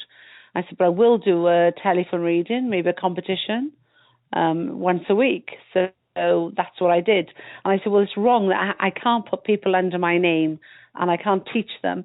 I do teach, don't get me wrong, but it's the chosen few, people that have the confidence to move forward, and I know they're going to use their gift to go on. Absolutely, definitely do it. And as again, tarot cards, if you're learning to use them, and then you can go on and put them away. But 9 times out of 10, the tarot readers will visualize as well. Mm-hmm. So it's not, I don't go totally against all of it, but I go against these ones that, you could ruin somebody's life by a reading, by saying something very bad to them. And in fact, I was told when I was about 23, maybe about 21, the psychic turned around and said, he was in my mother's house. And I just turned up, and my auntie was there. My auntie had arranged it. Do you want to know everything? And I went, well, yeah, I'm getting quite excited about this. And I'm reading this particular guy as he was trying to read me. And he went, no, everything, you want to know everything? I went, yeah. He said, well, you're going to die at 53 and you're going to be in strange surroundings. Oh. I went, oh, right, okay. Oh. That's a long way off anyway. But you know what? My sister reminded me a few times about that. Of course, obviously, I'm 50 now. And she said, oh, you might be getting close to your strange surroundings. And I went, well, I'd forgotten about it, but thinking about it. Thanks for bringing it up. Yeah. Thanks for bringing it up. But how bad is that, for the psychic? Did he say it because he wanted me to enjoy myself or what, I think so. I think that was it. You've got I think you should get yourself a whack of credit cards right now. Yeah. and travel the world. And then we'll put you in a strange surroundings. Or stay home until you're 55. I interviewed Marianne Morgan, who was a psychic to Nancy Reagan, who just passed, Ronald Reagan's wife, and worked on, and like you, worked a lot of police cases out here in North America and U.S. on the Natalie Holloway, who was murdered in Aruba, and a few other people, but very, very gifted lady. And unlike you, and I want to get into this, is where you're able to turn it off and turn it on. She can't. She has to focus on other things like hobbies, or else it's just overwhelming to her. But she said, would you like to know when you're going to die and how? And I said, no, thank you. She said, well, why not? Absolutely not. Yeah, no. You could, clear off your bucket list, and, no. And she did say that when I was humming and hawing about it, she says, well, don't worry, you aren't going to outlive your children, which is good. My children are 13 and 16, which you don't want to outlive your kids. And the other thing is it's going to be peaceful. I said, well, as long as, because I jokingly said, well, I don't want to know. And what if I fall into a wood chipper tomorrow? And she says, no, it's going to, you're going to, you won't outlive your children, and it's going to be peaceful. And it's a long ways away. I said, okay, stop talking. That's enough. Exactly, yeah. Is it going to be, and then I'm started thinking, okay, I'm going to die peacefully in bed, after I was almost dismembered 2 weeks earlier by a shark. And I'm in the hospital, but he's peaceful. He's dying. But is it the trauma because I was attacked by a shark, or is I'm going to die of old age? So you start thinking about that. And it's kind of funny with her, she only does one reading for you. And it's about a 15 to 20 year reading. And she charges you one, and it does that. And in my luck, I'd say, I don't want to know when I'm going to die, and start this reading, and she says, I can't see anything past next Wednesday. It's like, no, don't do that to me. Not much.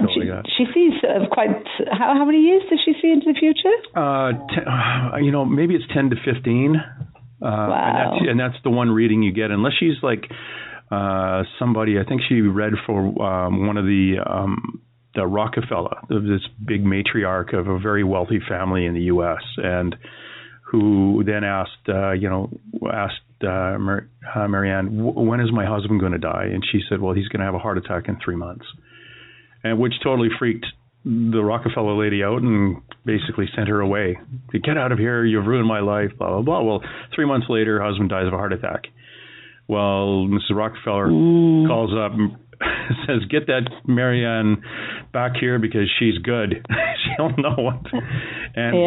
But we're not asking anything about death anymore because we don't want to know that. But it's everyone's divination. It's what they were given. That's right. And maybe when you do want to know, it's because you were supposed to know, and that's it. And I do believe maybe. Yeah, you don't. Maybe you were supposed to know. But let's not worry about that, Diane. And we'll talk about that when we come back after the last break of the evening here.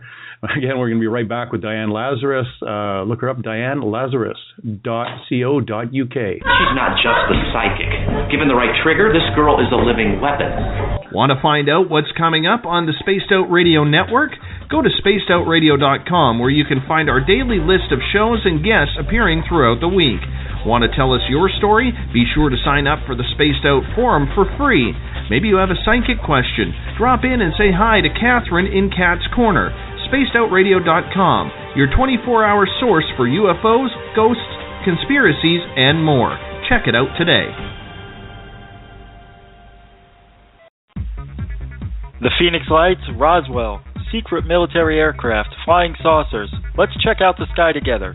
Hi, this is Rich Giordano, host of the AZ UFO Show right here on the Spaced Out Radio Network. Every Sunday night at 7, we hit the airwaves to talk about the phenomenon of unidentified flying objects and more. We want to hear your stories. Maybe you've seen what many others have seen. Only one way to find out, the AZ UFO Show on Sunday nights on the Spaced Out Radio Network on spacedoutradio.com. Need a break but don't have the time? Tired of life's running around? Hi, this is Jolene from Revealed Relaxation and Readings. Let me help you in your time of need. From Reiki to realm readings, I can help provide you therapy for your mind, body, and soul. Check out my website at rivuletrr.wix.com/rivuletrr. And if you're a listener of Spaced Out Radio, receive 10% off your first session. Revealed Relaxation and Readings. And don't forget to give my Facebook page a like. It's time for you to make some important time for you. Did you know Spaced Out Radio broadcasts 7 days a week? Tune in to me, Dave Scott, Monday through Friday starting at 10 p.m. Pacific, 1 a.m. Eastern, as Spaced Out Radio delves into the most arcane stories, from conspiracy theories to UFOs to weird animals running around our forests. Find us right here at spacedoutradio.com for the stories that will blow your mind. And don't forget to follow us on Facebook and Twitter at Spaced Out Radio. Spaced Out Weekend host James Tyson can be followed on Twitter at James Tyson SOR, on Facebook at Spaced Out Radio Show, and join our free forum at spacedoutradio.com. And now, for the final time tonight, here's James Tyson. And yes, welcome back. That was the last break for the evening. And we're back with Diane Lazarus, a medium PI, a psychic investigator from the UK living down in Wales. And we will go maybe later on the website, we'll go over the dialogue that we have encountered today. A boot is actually the trunk of the car. And for our North American listener who's going, oh my God, they stuffed somebody in a boot? And no, it's not Canadians saying about. A boot is something completely different. Why do they keep saying, the Americans think we say about, a boot, about. If I say a boot, I say a boot. If I say about, I say about. Now, and it's a boot. And it's a boot. Now, you've been doing this for quite a while. What in your case is one of the most puzzling or the most interesting police cases you were involved in? I think everyone's puzzling and everyone's really interesting, but I think the hardest one has got to be the Reynard Murray case, which is in Ireland. I was working with a Gardaí there. She was murdered 2 minutes away from her home. It's a little country lane right at the side of a housing estate, and she had to go through the lane to go to her house, and she was murdered in that lane. Where she was murdered, I never forget it. There was flowers there, and I said, well, this is the following day, actually. When I first went to the case, originally, there was nothing there, and I had to say what happened. And the following day, there was flowers there, and I said, well, those flowers in the wrong place. And they said, well, how do you know? I said, that the murder took place, it happened there. And, of course, the police double-checked, measured, found out Diane was right. Of course, this case was really awful. A young girl, but 19 years of age, Catholic, a very strict family, and her brother was actually babysitting at the time. I can't say too much about the case because nothing's really happened with it, but so all I know is that they need to get the body back up for DNA, and because they're Catholics, the parents are not willing for that to happen. Oh. And of course, it's got to happen for what I've said, for it to sort of, to be finding the person that murdered her. They won't do it. Now, when you say for DNA, it's DNA that's from the suspect on her body, or is it okay? Yeah. And I said it was a kitchen knife that stabbed her. And it went in a kitchen drawer. But it was awful because she really wanted to be found, the murderer to be found. Because I actually went into her bedroom and she said, I was actually crying my eyes out at the time. She said, I wanted to show you what my favourite boots were. I was going into the wardrobe. My mother's going, where you going? And I said, well, I'm going to look for her favourite boots. And she said, they're not there. We've taken them. And I said, they're here. And it was under 2 boxes of clothes, and there were her boots at the bottom. And I was howling at the time. It was awful. Her parents were hysterical. And even the police officer on the scene as well was crying because I so wanted that case to be sorted. And of course, the Gardaí rang me a couple of times and said, Diane, we've got some guys. And no, you haven't got the right ones. You need that body. And they will not agree to it. The parents just want it case closed now, and that's it.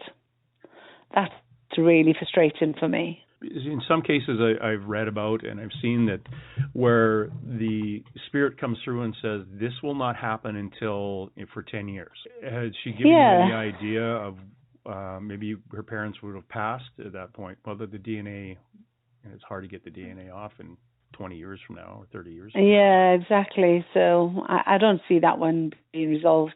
I really don't. I haven't really looked into it actually to see if it has. So it's going to be, because I was so disappointed, and it's really close to home as well, so I can understand why. I have a feeling the parents know exactly what I know, and they don't want the family member that I think it is that murdered her to go behind bars. Oh, that makes sense then. So, yes. Yeah, it's very difficult. Yeah, without saying too much. And I actually did readings for the whole family as well, because the police asked me to do readings for them too. Did you do one for the suspect too? Yeah. How creepy was that?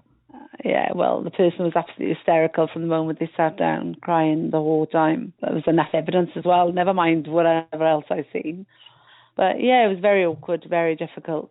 And of course, that's what you've got to try and live with as well. I've learned to sort of switch it off and everything to go with it. It's almost sort of deleted until the next case. You learn to sort of harden up as well, even doing readings. People would be crying in front of me, crying with them. The husband just died, or the husband's about to be, wedding dress hanging up, and he just died in front of her of an asthma attack. And she's hysterical, and I'd be hysterical with her.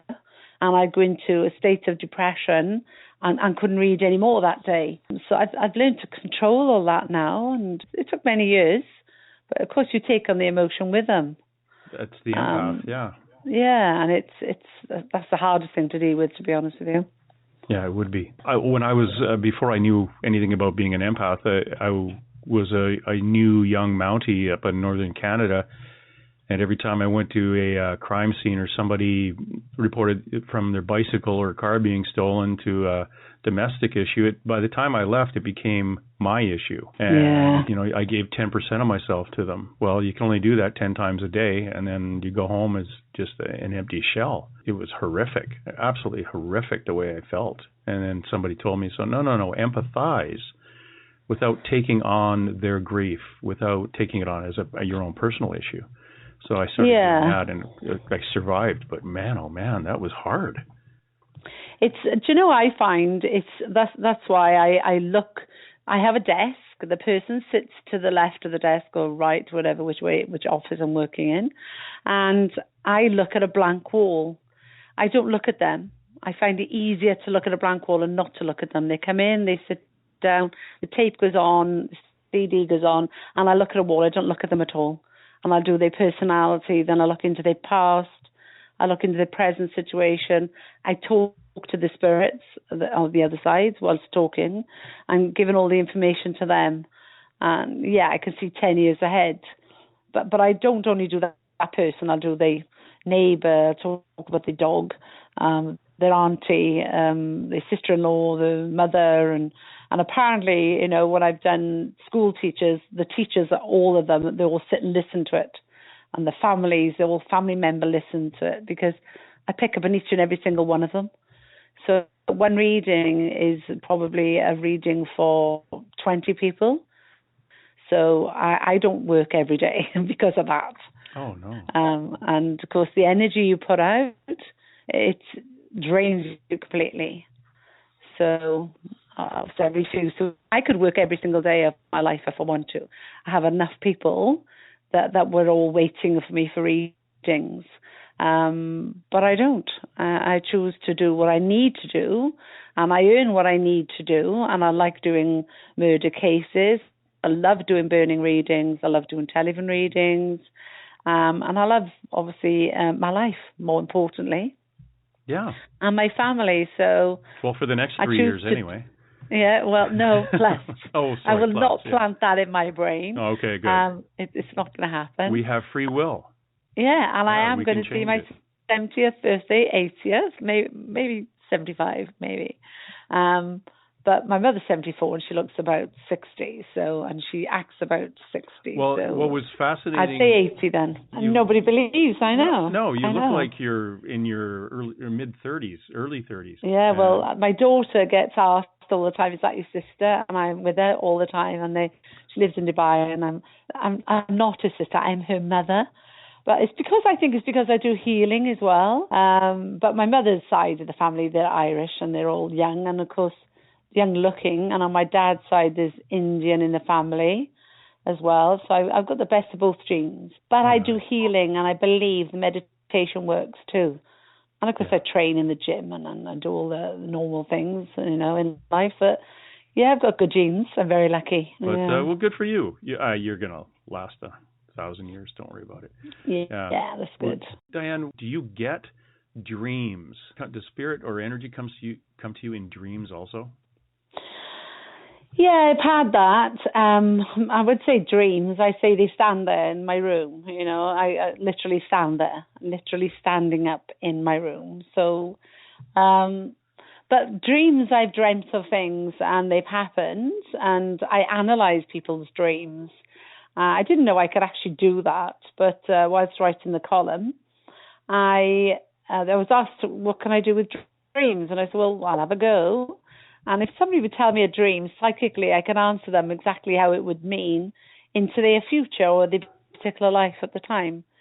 So with dreams, I'd say with people that don't communicate, such as mum has just died and they have a dream about them and they see them in their dreams and their hand is reaching out to them and they're giving them a big hug. And sometimes they communicate. So that is fantastic. But I think I'm not used for that because I can actually communicate. I can talk to them. If our listener goes to Diane Lazarus, and I'm going to spell that L-A-Z or L-A-Z for those of you south of the 49th, LAZARUS.co.uk. Go to her readings, and actually she does them. Can you do them by Skype, or do you do them primarily just over the phone? Yeah, I do Skype readings. Okay. I do a lot of readings in Canada, as it happens, in Vancouver, New York, Fiji Islands, I've done readings, literally all over the world. And it's fascinating how people get to know about me, even in Bahrain. There was a lady who said, I've seen your book, and it was next to all the Bibles. The biblical section, and I said, really? And she'd read my book. Oh, nice. And she was actually the royal family out there. Very nice.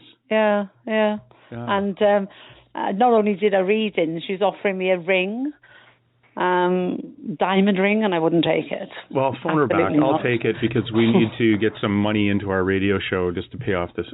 We're moving to another server. Now, you can be reached at dianelazarus1@hotmail.co.uk. Yeah, that's right. Okay. I used to do a radio show. Apparently, I did it every week, and the phone lines used to jam up.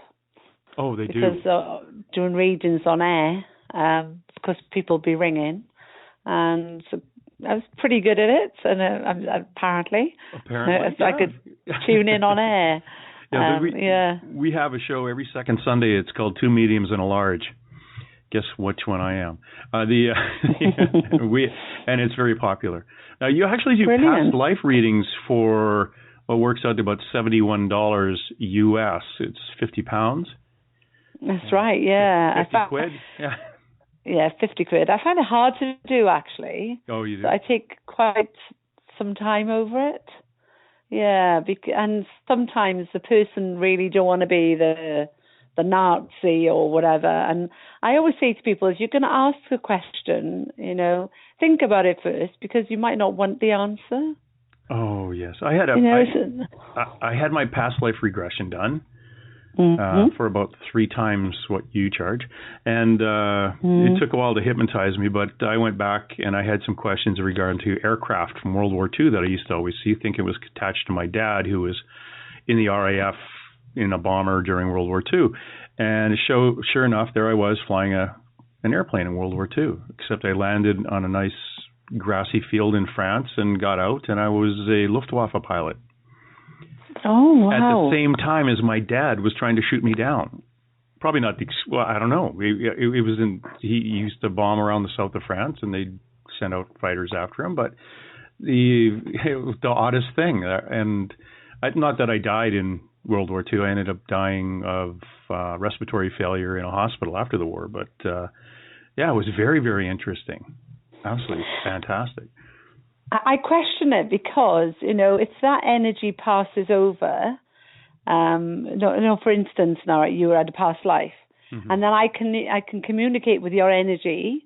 Isn't it confusing, though, if there was another life? So I always question the past life thing. Oh, you do? Yeah. Yeah. But yes, I've seen people in past lives. There's no doubt about that. Well, when you do a past life reading, what does that entail? It really depends on what the person was in their past life, because I can see what they've been and what they were doing and how it can reflect on their life today. So, sometimes, for instance, somebody was really afraid of water and never really learned to swim, and she had drowned in her past life. Yeah. So, that was interesting because obviously I didn't know that she was afraid of water. And I said, well, in your past life, you drowned. I said, oh, my God, you don't know this, but I can't swim. I'm afraid of water.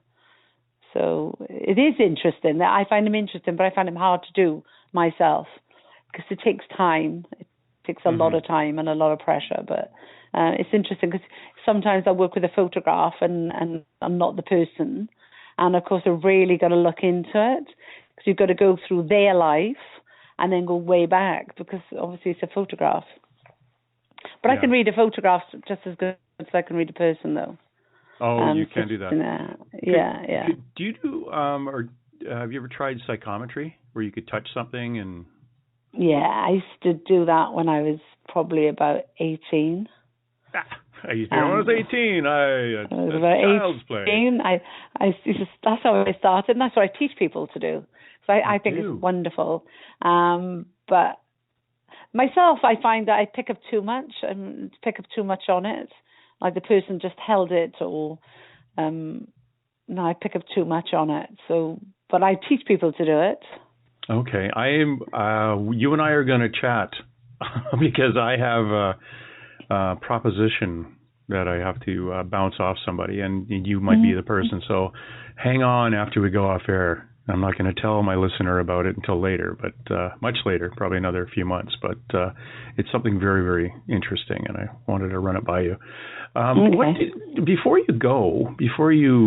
let you go kicking and screaming here, Diane, what do you think happens to us, our energy, our being, after our meat sack no longer exists? Again, people say heaven, people say hell. I feel you go wherever you want to go. And I believe people work on the other side. They use the energies of the other side.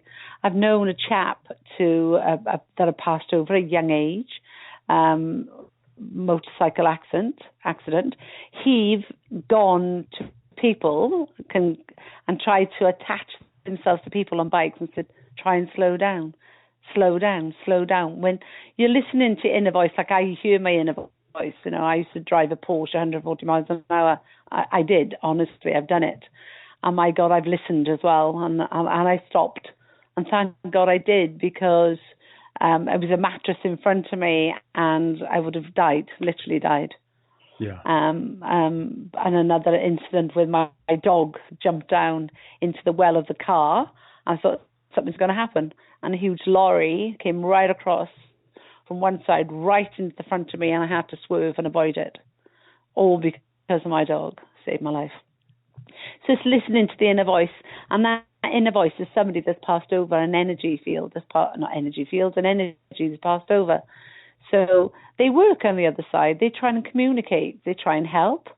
So I think the more people that listen to their inner voice, by meditating, that's the first key of it. You meditate first. You can visualize. When I teach, it takes them a long time to go through meditation.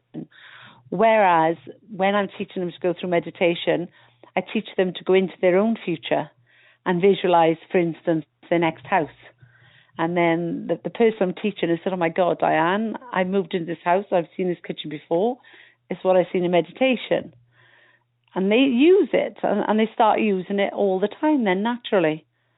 I believe every child should be taught to use the other half of the brain as well as the academic. Yeah. So that they can connect, or they can listen, and then they know not to trust that man, not to trust that teacher that's done wrong, not to go near that person that really takes your energy fields. To nurture your own, and this is going to happen. There's no doubt about that. It's meditation is starting to happen now. But at the end of the day, to be able to see things for themselves, to help other people, So I think it's really important that children get taught. I'm going to ask you my other two questions that I always ask the psychics that I have on. The next one is, have you ever seen anything that you would describe as being extraterrestrial or UFO? I knew you were going to ask me that. Because you're a psychic. Honestly, earlier I was thinking about it. I was going to ask you something about that. I've always believed in them. I've never seen, but I've always believed in them since I was little. God, I remember running up the road and thinking, there's definitely something up there watching me. I've never seen, but I've always believed in it. Okay, and... Truly believed in it, in fact. There's no doubt in my mind there's something there. The other thing is your spirit guides. Do you communicate with them? I have so many. Yeah, I've loads. And I believe a lot of people have different people in their lives for different things. So you haven't always got your grandmother, you know. You could have somebody that, like, for instance, the gentleman Mark that I've communicated with, that I don't see very often now. Now, he could be your guide now. Through me, he could want to work with you and help you to possibly see more, maybe do some more drawings, visualize more. So different people help you for different things at different times in your life. And it depends on what you need at the time. So at this stage in your ability, you might need Mark to help you forth. Okay. So, yeah. And my last question is here. What do you see, where do you see our, I was going to say generation, our civilization going? I've never really looked into it, to be honest with you. Never really looked into it. Well, that's fine. Yeah, I haven't, because there's some things that people say to me, you know, God, Diane, haven't you looked into that? No, you know, I like to sort of be normal at times as well. Yeah, I've seen things like the tsunami. I've seen that. I've seen the 9/11. I've seen loads of things in people's readings. Do I see it every day? No, I don't. I'd like to think there isn't going to be, another war, but but looking at the news and things, possibly there might be in about 5 years. Yeah, there's one of those things where too that we have, and some of the sensitive people I run into doing this, and in my life, I hear about in 2020, maybe you shouldn't be living where you're living now, but I can't go into it, and they'd walk away, and I'm like, why would you do that to me? Like, yeah, I live on the coast. Okay, what's happening on the coast? Oh my gosh, is it going to be an earthquake? I live in the Pacific Ring of Fire. There's earthquakes and volcanoes around here. Okay, maybe I'll move. But, just could you give me like a little, other than just walking by and saying that and then walking away, it's like a hit and run. Like, what? I'm going to die. Yeah. Anyway. Yeah. I haven't looked into it. Okay, don't. It's just once you look into it, then you'll be walking around looking over your shoulder. It's like that other hit and run you had about the age of 53. That's just crazy talk. Yeah. And I'm going to let you go. We've been talking to Diane Lazarus, who is a fabulous psychic, very gifted person. She has been doing this ever since she was a wee one out in Wales. CBC says that you are around 98 to 100% accurate. That is fascinating, absolutely fascinating. And no, I don't want to know where I'm going to die, okay? So if that comes to you, just keep it to yourself, young lady. Please look her up, dianelazarus.co.uk, and if you want to know a little bit more about her, there's testimonials. You can buy her book, and please, it's a very interesting book. Number 1 on the W.H. Smith's book list, and it's called Mixed Blessings. Again, you can get it via a link on her website, dianelazarus.co.uk. Thank you very, very much. I really appreciate you coming on. My pleasure. And all the best, and stay away from those energy vampires. I certainly will. Okay, Diane. Thank you very much. Thank you. Bye-bye.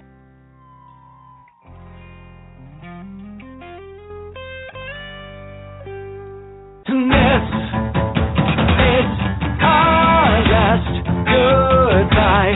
Young hearts will stop.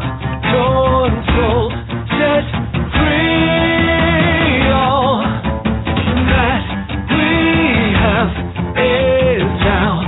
If this is what you want, then come to me.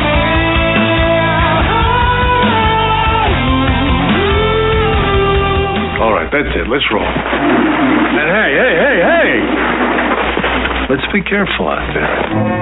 Far over the snow, what are those voices? They sing as they go. What are those voices? Look over the mountain. Because somebody's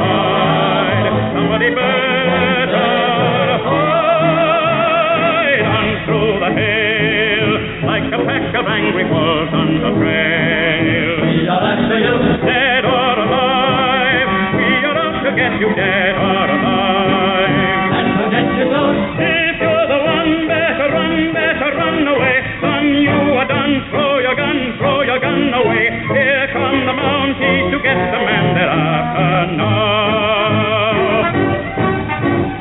Run through the hail like a pack of angry wolves.